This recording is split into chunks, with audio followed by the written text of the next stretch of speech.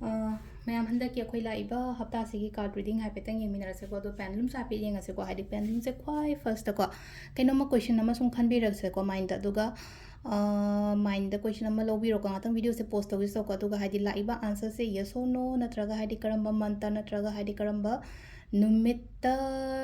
ꯂꯥꯛꯀꯗꯒꯦ ꯌꯥꯒꯗꯒꯦ ꯍꯥꯏꯕꯗꯣ ꯑꯗꯨꯗꯣ ꯍꯥꯏꯐꯦꯠꯇꯪ ꯌꯦꯡꯁꯦꯀꯣ ꯍꯥꯏꯗꯤ ꯅꯨꯃꯤꯠ ꯑꯣꯔ ꯌꯦꯁ ꯑꯣꯔ ꯅꯣ ꯅꯠꯇ꯭ꯔꯒ ꯍꯥꯏꯗꯤ ꯆꯥꯟꯁꯦꯁ ꯂꯩꯕ꯭ꯔꯥ ꯀꯣ ꯑꯗꯨꯃꯥꯏꯅ ꯇꯧꯔꯒ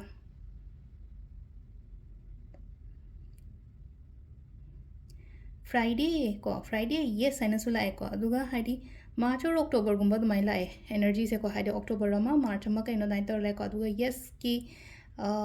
yes and check again gi mai da tare ko adu handa ki kaino tawya thaba ingang tawge haragadi Friday or Tuesday gumba kai gumba to ko dumai na gumba ina khali ba poto hapta gi oina yenga pani na ko sisina koi ki kaino le ko haidi pandum le ko adu nga sai hapta gi oina hapta gi ka dring sa pi yeng minar se ma'am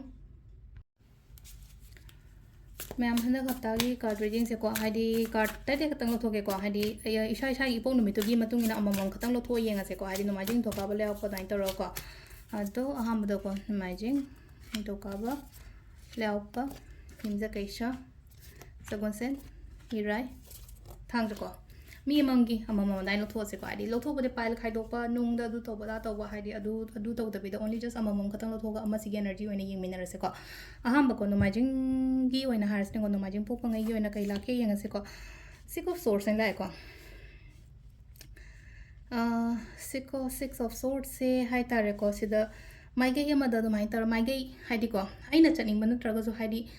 aigi kaino se haida direction se haida mi amana puraga chatpagi type tam tawi ko haidi mina aduna sida leino ko mina manipulate to bo oiro mina ngang bo chapado oiro amada oiro ko haidi yam ka haina chatpi gano sida mina haibagi matung ina chat kano isana su katang leino ko manipulate ka khoi gi kaino ko se khra dikhene no ko haidi motivated haidi starting the ngate oiba motivation amana motivate to biba amana manipulate to ma motivation sida ngasai gi aina tawge na khaliba pot tawni na ngamni ne khoni ne haibi ba ma aduga amung ngasai gi manipulate to wajida hari ma nang adu tawraga nang na manga di kana draga di kan adu na hari ngasai gi khanja na hanba ma po hon bdo ko da ko adu maina adu gi confusion of state le ko adu na hari phajana khandara ko sigi misina hari karamba mino hengonda hari sigi Mr. A or Mr. B se hai tara ko hari mana hengonda masina hengonda motivate to to manipulate to adu filter go khatang to thopi ba hai tara ko si je ko adu na hari mi hari ai ga lai minare myam se loina phani ko ne ha bas leite ko khara ma sudum imung manung da sudum yawe ko khatang khara keno to bi ba kopi ba dai taraga sisna ko gi numajing gi lere ko mathang ning do ka ba gi muine minar se ko ning do ka basina silai ko hari impress card lai impress card se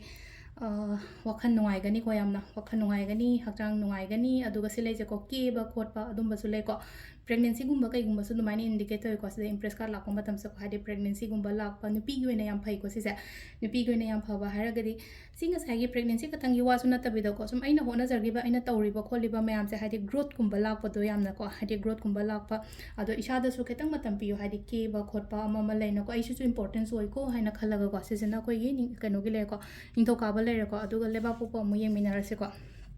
leba popo sense le se ko childhood friends gumba kai gumba do maina punba khotpa oi aduga sum ai gi life tagi chat khiba mi gumba mu halakpa ko pa su oi ko angang wedding gi memories ke ka myam ama mai su le ko hadi mi na help gumba taro pa su ai aina mi gi damak ta help to ba su ai ko adum ba su ama su na pi re ko sisina le pa se phate ba di aroi phadi phai ko sida aingon da mating gumba kai gumba lao haina su do mai taro pi ri ba sisina le pa ko imja kai se ko imja kai se sina amuk le na ko sida su mu energy se yamna positive hoy ko imja kai chagi se nungai ba mood nungai ba yamna sine mamana bi myam pullaga ko tana ga haidi koi ba lang ba khot pa gi mai tor le se ko mamana bi ka tangi wa suna tana haidi imung manung gi kai gi le na ko gathering gumba taw ba ko pa mai tor ga haidi pha ba mai tor ga lai ko silai che ko mi pun ba celebrations success adum ba myam thoni ko silai se ko dong sai ko ne yeng jan mai jing thoka ba le po imja sagun sen ko sagun sen lai se le ko jamun lai ko moon se hai ta kitang sensitive oi ko thawai gumba nungai taba ko taba dumai tor khara lei ko hai di thawai nungai taba isha se da kin aki ba gumba kai gumba dumai ne katang phau bo ko ko hai di mayam se nungai taba yam le raga hai do khom lei taba ko taba dum ba su hek lei ba dum sai na khoina nungai taba lei matam da hai do phom lei taba ko taba sai le matam se wari sha do wari li tho hai di kanam le bum le tre ko tre kai na ga le hai di consultations gumba kai gumba har ne ko smai na khoina to matam se hai di tarot reading oiro natraga hai di atop atop le na counselor gumba manak ta chapi ba khopi ba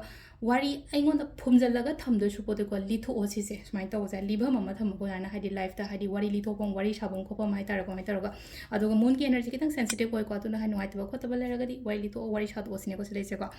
ꯁꯒꯣꯜꯁꯦꯟꯒꯤ ꯂꯩꯀꯣ ꯏꯔꯥꯏ ꯑꯃꯨꯛ ꯌꯦꯡꯉꯁꯤꯀꯣ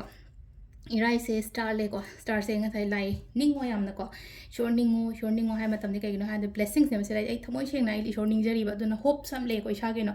ꯑꯩꯅ ꯇꯧꯔꯤꯕ ꯊꯕꯛꯁꯦ ꯑꯩ ꯃꯥꯏ ꯄꯥꯛꯀꯅꯤꯀꯣ ꯍꯣꯞ success positivity ꯌꯥꯝꯅ ꯄꯣꯖꯤꯇꯤቭ ꯑꯦꯅꯔꯖꯤꯁ ꯑꯃ ꯂꯥꯛꯏꯕ ꯁꯤ ꯂꯥꯏꯁꯦꯀꯣ ꯑꯗꯣ ꯁꯤꯁꯤꯅ ꯑꯩꯈꯣꯏꯒꯤ ꯏꯔꯥꯏꯒꯤ ꯂꯩꯔꯦꯀꯣ ꯂꯥꯁꯀꯤ ꯊꯥꯡꯖꯒꯤꯀꯣ ꯊꯥꯡꯖꯁꯤꯅ ꯁꯤ ꯂꯩꯁꯦꯀꯣ ꯅꯥꯏꯟ ꯑꯣꯐ ꯁꯣꯔꯠꯁꯅ ꯂꯥꯛꯑꯦꯀꯣ ꯅꯥꯏꯟ ꯑꯣꯐ ꯁꯣꯔꯠꯁꯦ ꯃꯊꯥ ꯌꯥꯝ ꯁꯥꯕ ꯇꯦꯟꯁꯟ ꯌꯥꯝ ꯂꯩꯕ ꯁ꯭ꯇ꯭ꯔꯦꯁ ꯑꯦꯟꯖꯥꯏꯇꯤ ꯂꯦꯚꯦꯜ ꯀꯔꯤ ꯀꯔꯥ ꯌꯥꯝꯅ ꯍꯥꯏ ꯑꯣꯏꯅ ꯂꯩꯀꯣ ꯀꯣꯛꯁꯤꯗꯀꯣ ꯃꯌꯥꯝ ꯋꯥꯈꯜ ꯐꯠꯇꯕ ꯃꯌꯥꯝ ꯄꯪꯈꯟꯗ ꯈꯟꯖꯟꯕꯗꯣ ꯑꯣꯏꯕꯗꯣ ꯍꯥꯏꯗꯤ ꯑꯐꯕ ꯊꯣꯠꯁ ꯑꯝꯇ ꯄꯨꯁꯤꯜꯂꯛꯇꯕꯗꯣ ꯑꯣꯏꯌꯦ ꯈꯔ ꯑꯗꯨꯗꯨꯅ ꯍꯥꯏꯗꯤ ꯉꯁꯥꯏꯒꯤ ꯐꯠꯇꯕ ꯋꯥꯈꯜ ꯃꯌꯥꯝꯗꯣ ꯂꯣꯏ ꯊꯥꯗꯣꯛꯑꯣ ꯆꯠꯍꯟꯒꯣ ꯂꯣꯏꯅꯃꯛ ꯍꯥꯏꯗꯤ ꯈꯟꯖꯟꯒꯅꯣ ꯑꯩꯅ ꯁꯨꯝ ꯐꯠꯇꯕ ꯁꯨꯝ ꯈꯜ ꯂꯩꯔꯒꯗꯤ ꯐꯠꯇꯕꯗꯣ ꯑꯣꯏꯅ ꯆꯤꯡꯁꯤꯜꯂꯛꯀꯅꯤ ꯐꯠꯇꯕꯗꯣ ꯑꯣꯏꯅ ꯑꯦꯇ꯭ꯔꯦꯛ ꯇꯧꯔꯛꯀꯅꯤ ꯑꯩꯈꯣꯏꯅ ꯃꯦꯅꯤꯐꯦꯁꯇꯦꯁꯟ ꯍꯥꯏꯔꯦꯀꯣ ꯄꯨꯔꯅꯤꯃꯥ ꯅꯨꯃꯤꯠꯇ ꯊꯥꯁꯤ ꯅꯨꯃꯤꯠꯇ ꯃꯦꯅꯤꯐꯦꯁꯇꯦꯁꯟ ꯇꯧꯔꯦ 31 ꯗꯦꯖꯁꯤꯅ ꯅꯨꯃꯤꯠ 2 ꯗꯦꯖꯇꯨꯅ ꯃꯦꯅꯤꯐꯦꯁꯇꯦꯁꯟ ꯇꯧꯔꯦ ꯑꯗꯨꯒ ꯑꯇꯩ ꯃꯇꯝ ꯂꯦꯝꯍꯧꯔꯤꯕ ꯔꯤꯃꯦꯅꯤꯡ 28 ꯗꯦꯖꯇꯨꯅ ꯍꯥꯏꯗꯤ ꯐꯠꯇꯕ ꯋꯥꯈꯜ ꯈꯜꯂꯒꯗꯤ ꯀꯩ ꯀꯥꯟꯅꯅꯤ ꯑꯗꯨꯗꯨꯅ ꯁꯤ ꯂꯩꯅꯀꯣ ꯈꯟꯒꯅꯣ ꯍꯥꯏꯗꯤ ꯑꯣꯜꯋꯦꯁ ꯐꯅ ꯈꯜꯂꯣ ꯐꯅ ꯈꯜꯂꯒꯗꯤ ꯑꯐꯕꯗꯣ ꯑꯣꯏꯅ ꯑꯦꯇ꯭ꯔꯦꯛ ꯇꯧꯔꯛꯀꯅꯤꯀꯣ ꯑꯗꯨꯒꯤꯅꯤꯀꯣ ꯁꯤ ꯍꯥꯏꯁꯦꯀꯣ ꯑꯗꯣ ꯁꯤ ꯂꯩꯔꯦ ꯑꯩꯈꯣꯏꯒꯤ ꯍꯟꯗꯛꯀꯤ ꯍꯞꯇꯥꯒꯤ ꯀꯥꯔꯗ ꯔꯤꯗꯤꯡꯁꯦ ꯃꯌꯥꯝ ꯊꯦꯡꯛ ꯌꯨ